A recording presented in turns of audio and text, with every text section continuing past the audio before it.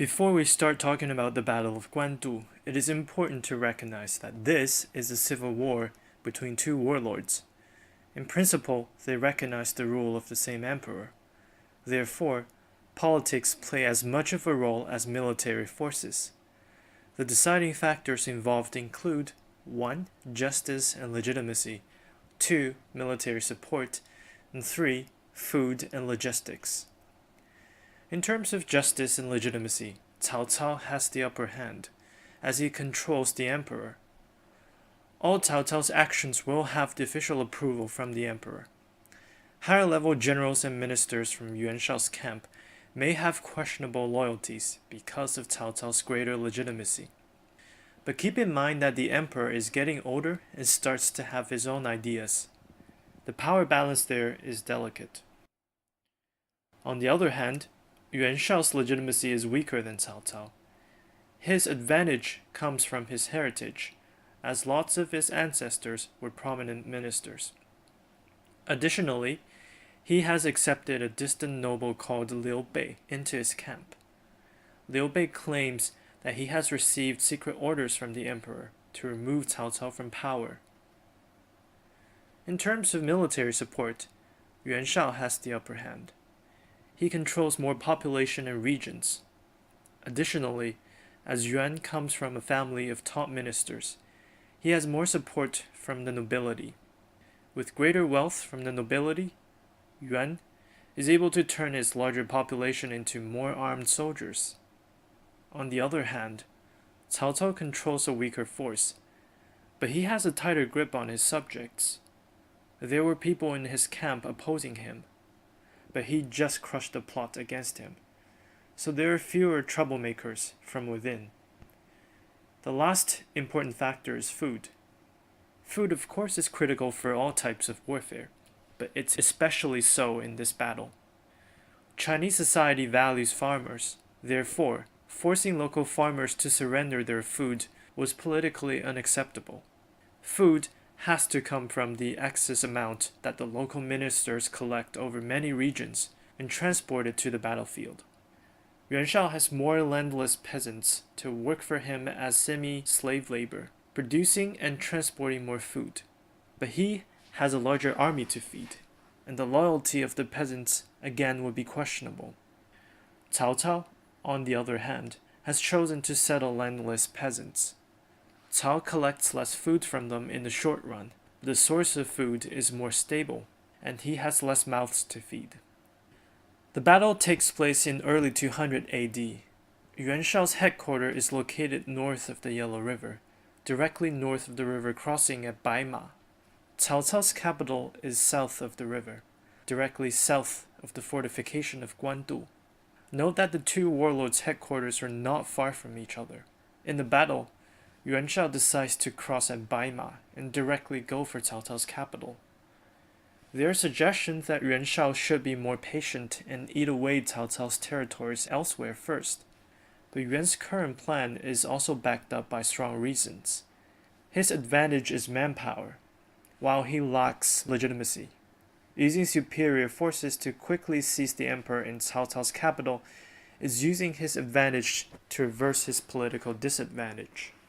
If the battle drags on, Cao Cao may rally more people under the emperor's banner. So, the battle starts with Yuan Shao's force crossing near Baima in March. Baima was fortified by Cao Cao. Yuan Shao's general Yan Liang crosses the river first and besieges the fortification at Baima, while Yuan's main force was getting ready for the crossing.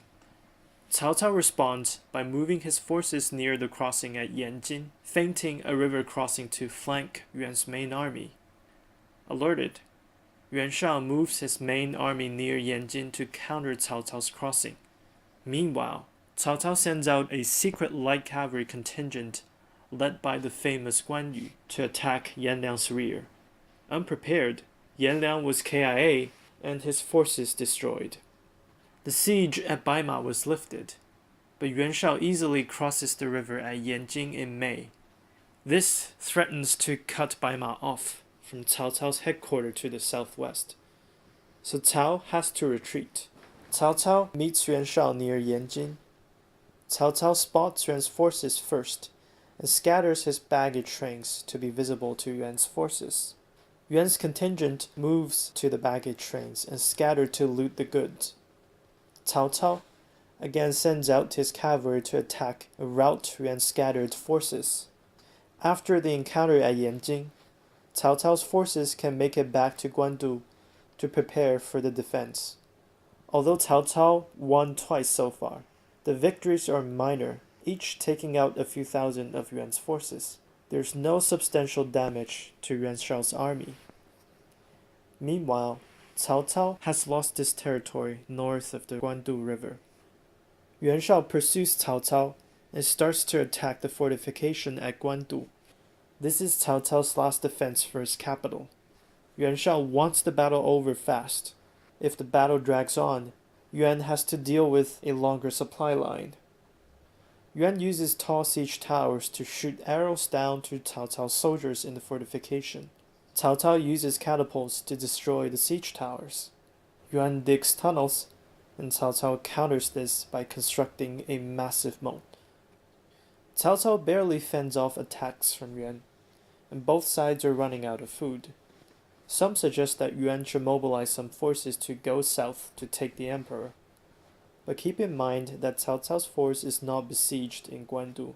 Cao could quickly attack Yuan from the rear. Also, Cao's ministers could just escort the emperor elsewhere when Yuan Shao approaches. The standoff at Guandu goes into the third month, and Yuan Shao starts to move and store his food closer to the battlefield at Wuchao. The food was guarded by around 10,000 men. As previously mentioned, time is not Yuan Shao's friend.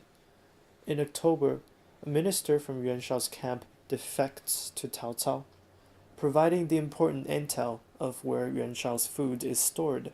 Knowing this, Cao Cao quickly acts. He disguised around 5,000 men as Yuan's soldiers and slips through Yuan's line to reach Wuchao at night. Cao Cao starts to burn the food in the darkness. Yuan Shao's general guarding the food storage did not know Cao Cao's numbers and remains defensive.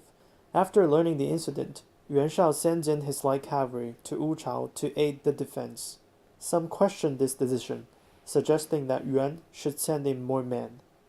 However, this is immediately after a long night, and Cao Cao may have an ambush waiting for Yuan.